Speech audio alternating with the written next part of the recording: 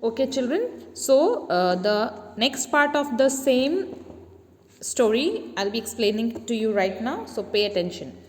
In the deepening twilight, three figures were walking across. Three figures were walking across the lawn towards the window. They all carried guns under their arms, and one of them was additionally burdened with a white coat hung over his shoulders. So, all these three figures, who are these three people? One is the husband, the other is the, who is the other? The brother, and the third one is also the brother of Mrs. Sappleton. Okay, clear? So they were walking towards the window. Which window? The open window. Okay? And because Vera, who is Vera? The niece. Because Vera had told a story to the Mr. Nuttall, he thinks about the story and thinks that those three people who are no more, who are dead, they are coming towards the window. He becomes terrified. Terrified means very afraid. It was a deepening twilight. Deepening means becoming dark. Becoming dark. All these word meanings that I am writing, you please note down in your notebook. So it was deepening means becoming dark. Twilight. What is twilight? Twilight is a time which is not completely dark, not completely lighted. It is the time of the day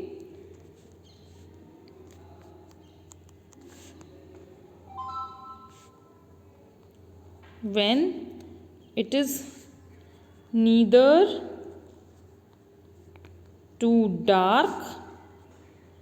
Okay, write this. It is the time of the day when it is neither too dark nor too much lighted. Okay ऐसा समय कब आता है? भोर में आता है, बहुत अर्ली मॉर्निंग में, और सांझ ढलते समय आता है. ओके या इस समय को अभी इस चैप्टर के हिसाब से ये वाला कौन सा ट्वाइलाइट है? ये सांझ हो रही है. क्या हो रही है? सांझ मतलब संध्या. Okay means it is becoming late evening, evening time. Okay संध्या काल भी कहते हैं. Okay fine. So now three figures are of the three people mentioned. I just told you just now. They were walking across the lawn towards the window. They all carried guns.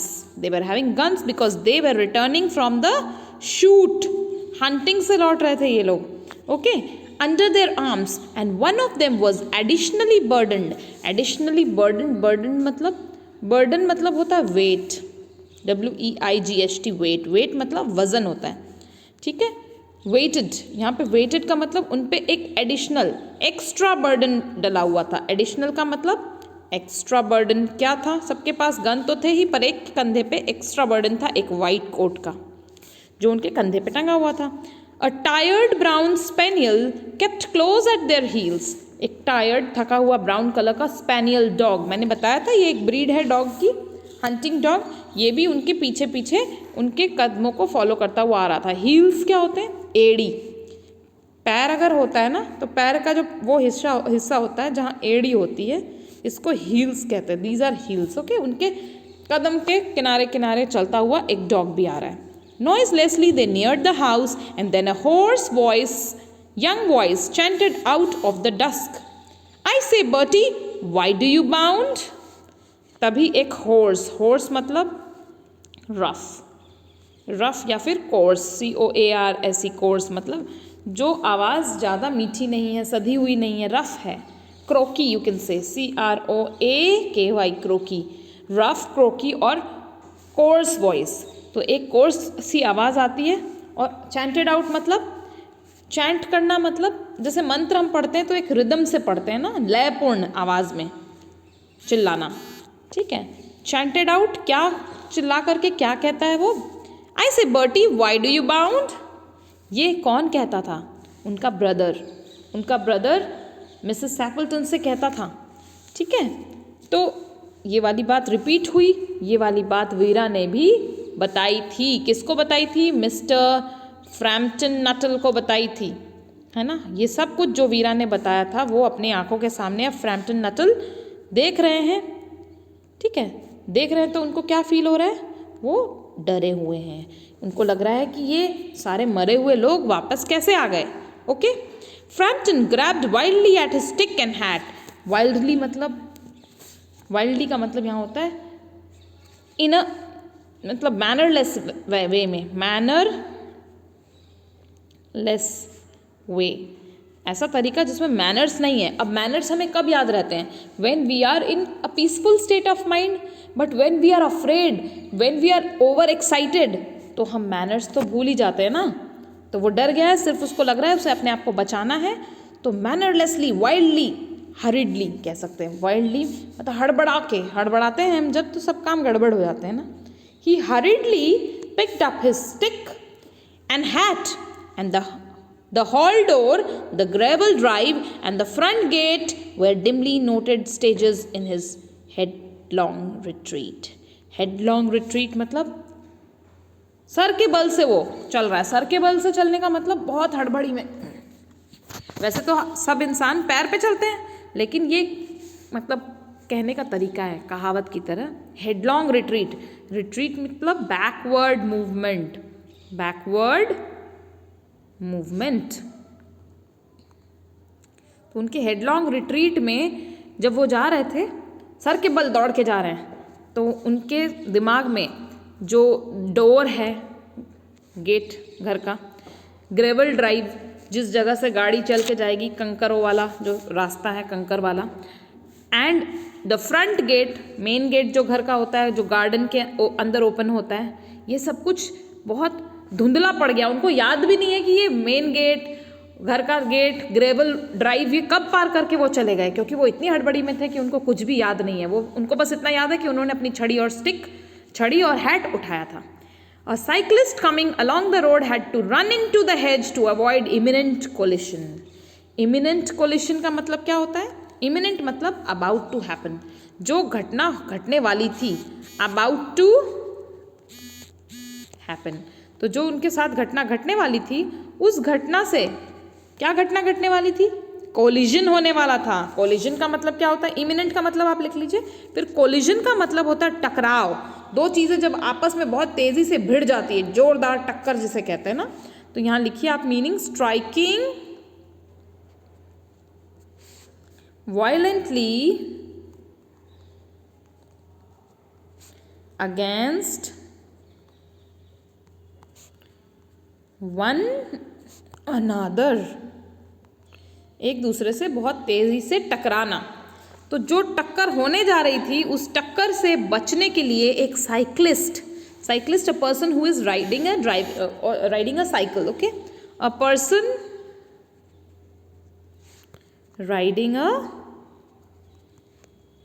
Cycle, cycle चलाने वाले आदमी को cyclist कहते हैं। तो वो cyclist road में किनारे हो गया, नहीं तो और हेज में घुस गया। हेज मतलब झाड़ी। What is the meaning of hedge? झाड़ियाँ, या कह सकते हैं श्रब्स और बुशेस। झाड़ियों में घुस गया, अदरवाइज वो बहुत जोरदार टक्कर होती और वो शायद एक्सीडेंट में उसको चोट लग जाती। ठीक है, here we are my dear. ऐसा क्यों हुआ? टक्कर क्यों लग जाती उसे? क्योंकि बहुत रफली ड्राइव कर रहा था। कौन? Mr. Nuttall, Mr. Frampton Nuttall. Mr. Frampton Nuttall had come to the home of Madam Mrs. Sappleton. And this incident, the returning of the three people, the husband, the two brothers, made him very much afraid, so much so that he ran out hurriedly. Okay, fine. Now, next paragraph. Here we are, my dear, said the bearer of the white mackintosh, coming in through the window. What is mackintosh? Mackintosh is a kind of material, woolen warm material. Okay, woolen warm dress material. White colour के Macintosh को जिसने पहना हुआ था, वो अंदर आते आते कहते, here we are my dear, through the window. Who was that who bolted out as we came up? Bolted out मतलब bolt क्या होते हैं? बोल्ट होती है थंडर, बिजली कड़कना। बिजली जो होती है वो बहुत तेज़ गति से चलती है ना। Speed of light is very very, it is the speed of light is the fastest, light travels the fastest, light की गति सबसे ज़्यादा तेज़ होती है। तो ये थंडर जो है बोल्ट है, और थंडर भी एक किस्म से लाइट ही होता है ना। स्पार्किंग होती है ना, आसमान में बिजली कड़कती है, वो क्या है? बिजली, लाइट है। तो वो लाइट की गति से ये कौन बाहर गया है? Who bolted out. Bolted out means to travel at the speed of light, to travel at the speed of light. All right, so who is this who bolted out as we came up? A most extraordinary man, Mr. Nuttall, said Mrs. Sappleton. बहुत ही extraordinary आदमी था ये। extraordinary मतलब who is not common, uncommon। extraordinary मतलब uncommon, ये एक बहुत ही uncommon व्यक्ति मैंने देखा है। इनका नाम मिस्टर नटल है। He could only talk about his illness, वो सिर्फ अपनी illness के बारे में बात कर रहे थे। Dashed off without a word of goodbye, और ऐसे भागे बिना गुड बाय, बिना अपॉलॉजी। अपॉलॉजी मतलब किसी से माफ़ी मांगना। To ask sorry, to ask sorry और फॉरगिवनेस, फॉरगिवनेस फॉर समथिंग।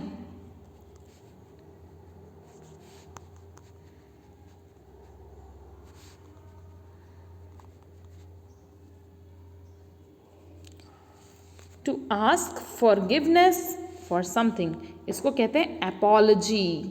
एक शब्द भी नहीं कहा उन्होंने अपॉलॉजी का, और ऐसे भागे बिना गुड बाय, बिना किसी। कैसा अद्भुत आदमी था।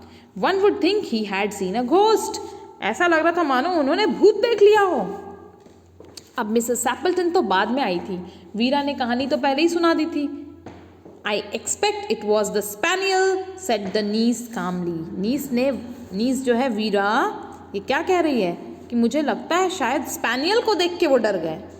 He told me he had a horror of dogs, उन्होंने मुझे बताया था कि उनको कुत्तों से बहुत डर लगता है। He was once hunted into a cemetery somewhere on the banks of the Ganges by a pack of dogs. एक बार कुत्तों के एक झुंड ने, pack of dogs, this is a collective noun, pack collective noun, जैसे bunch of flowers, इसी तरह से पैक ऑफ डॉग्स।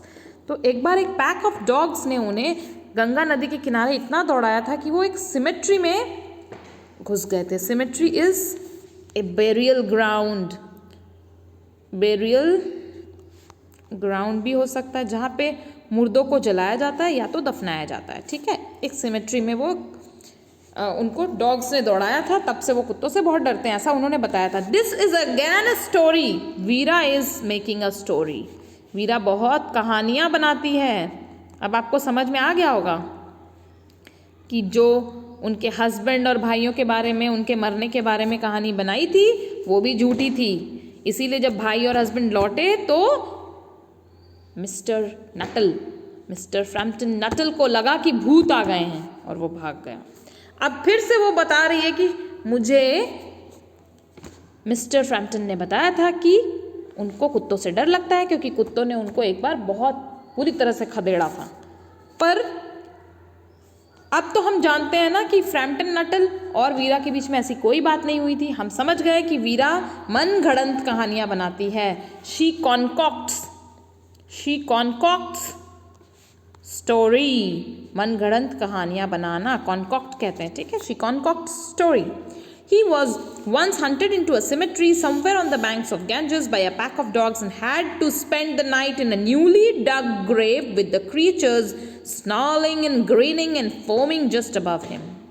उन्होंने कहा था कि एक रात उनको बितानी पड़ गई थी। कहाँ? कब्र के अंदर, जो एक नई सी कब्र खोदी हुई थी, न्यूली डग ग्रेव, कोई ने कब्र खोद के रखी थी, उस कब्र में उनको छुपना पड़ा और डॉग्स जो हैं ऊपर से स्नॉल कर रहे थे। Snarling means to bare the teeth. कुत्ते जो होते हैं जब गुस्से में आ जाते हैं तो अपने दांत को दिखाते हैं, है ना, इसी तरह से स्नार्लिंग कहते हैं इसको। दे वर स्नार्लिंग, दे वर ग्रिनिंग, ग्रिनिंग भी दांत दिखाना होता है, टू शो टीथ। ठीक है, दे वर स्नार्लिंग एंड फोमिंग, फोमिंग मतलब उनके मुंह से बहुत झाग निकल रहा था। क्यों? क्योंकि डॉग्स एकदम गुस्से में थे। They wanted to bite mister Frampton. ऐसी कहानी वो तुरंत बना देती है। Enough to make anyone lose their nerve. और इतनी से ऐसी बात अगर किसी के साथ हो जाए तो ये तो काफ़ी है, किसी को भी अपनी नर्व लूज करवाने में। नर्व मतलब एंग्जाइटी, लूज नर्व मतलब एंग्जाइटी। किसी को भयभीत करने के लिए इतना तो काफ़ी है। कोई कुत्ता अगर किसी, कोई नहीं, एक कुत्ता नहीं, काफ़ी सारे कुत्ते अगर किसी के पीछे इस तरह से पड़ जाएंगे तो कोई भी इंसान बहुत डर जाएगा, भयभीत हो जाएगा, आतंकित हो जाएगा। Means they will lose their nerves. Okay, romance at short notice was her speciality. Romance, she is writing romance, this kind of stories which are imaginary. ऐसी जो कहानी होती है जो इमेजिनरी होती है, इमेजिनरी कहानी बनाने में वो एक्सपर्ट थी, है ना। NERY, इमेजिनरी कहानियाँ बनाना उसका स्पेशलिटी थी उसकी। देखो, और वो भी शॉर्ट नोटिस पे, बिल्कुल तैयारी की ज़रूरत नहीं है, तुरंत फौरन मनगढ़ंत कहानियाँ बना देती थी। तो do you understand the fun involve in this chapter? This chapter is very funny, this incident is also very funny. ठीक है, ऐसा लगता था कि उसने कहानी कहने के लिए अपने कौशल का मजा लिया उस क्षण में। उसको जो कहानी बनाना बहुत अच्छे से आता था ना, वो उसकी कला थी, उसकी क्वालिटी, उससे उसने मज़े ले लिए। किसके मज़े लिए? Mister Frampton Nuttall. और क्षण भर में कहानी बना दी, तुरंत फौरन उसी समय, दो कहानियाँ। ठीक है, ओके चिल्ड्रन, थैंक यू।